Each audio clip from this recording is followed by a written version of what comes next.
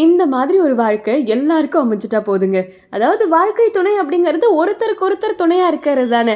அதத்தான் இந்த 2 பேருமே இந்த வீடியோல காமிச்சிருக்காங்க அப்படின்னு சொல்லணும். பொதுவாவே திருமணம் அப்படின்னா பெண்களுக்கு மிகப்பெரிய ஒரு மன அழுத்தம் இருக்கும். இனம் புரியாத ஒரு பதட்டம் இருக்கும். என்னன்னா, நம்ம வீட்ட விட்டு போக போறோம். தெரியாத இடத்துக்கு போக போறோம். நம்மளோட பெற்றோர்லாம் விட்டுட்டு நம்ம வளர்ந்த சூழல விட்டு இன்னொரு இடத்துக்கு நம்ம போறோம் அப்படிங்கும்போது பெண்களுக்கு இயல்பாவே எல்லா பெண்களுக்கும் அந்த பதட்டம் இருக்கும்.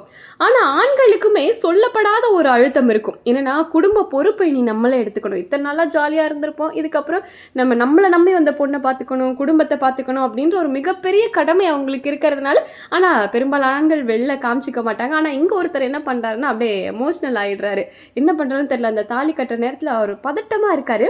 அதை அந்த பெண் வந்து பார்த்துட்டு, ஒன்றும் இல்லை, நான் இருக்கேன் அப்படின்னு ஒரு தைரியம் கொடுக்குறாங்கங்க. அப்படியே தட்டி கொடுக்கும்போது அவ்வளோ நல்லா இருக்கு. ஏன்னா இதுதானே வாழ்க்கை. வாழ்க்கை துணைனா இதுதானே வேணும். ஒருத்தங்க லோ டவுனாக இருக்கும்போது இன்னொருத்தங்க சப்போர்ட் பண்ணணும். கணவன் டல்லாக இருந்தாங்கன்னா மனைவி தைரியம் கொடுக்கணும். மனைவி கவலையாக இருந்தாங்க அப்படின்னா கணவன் தைரியம் கொடுக்கணும்.